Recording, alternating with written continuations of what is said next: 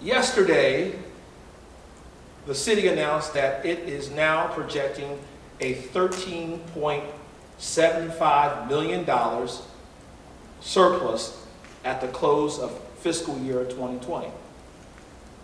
And that is due to the cost-saving measures and conservative revenue forecasting in the early stages of the pandemic.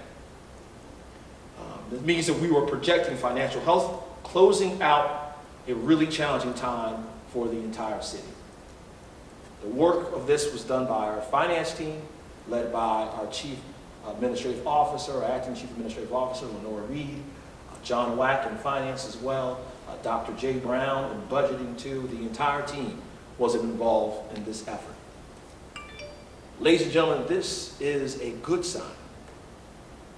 50% of the calculated surplus has to go to our rainy day fund.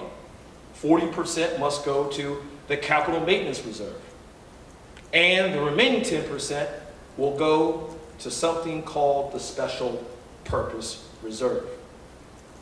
Now, I am recommending we use those special purposes funds to do three things. Catch up on the post-employment benefits for retired Richmonders who have served the city government. 2, help fund the equity study championed by council members Cynthia Newbill and Ellen Robertson. And address a challenge in our city that has only become more apparent and has been illuminated during this pandemic, and that is that of health disparities.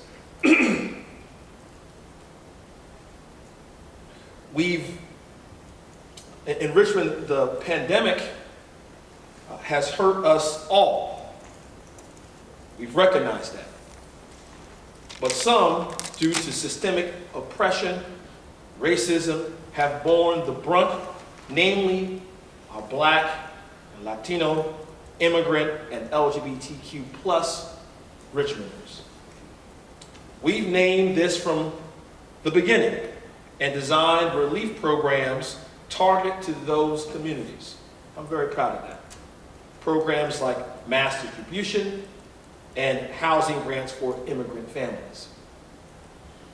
Now it's time to permanently build out our infrastructure to address this ongoing inequity.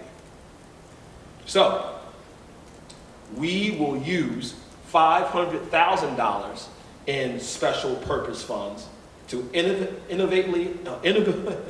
to creatively address health disparities in Richmond.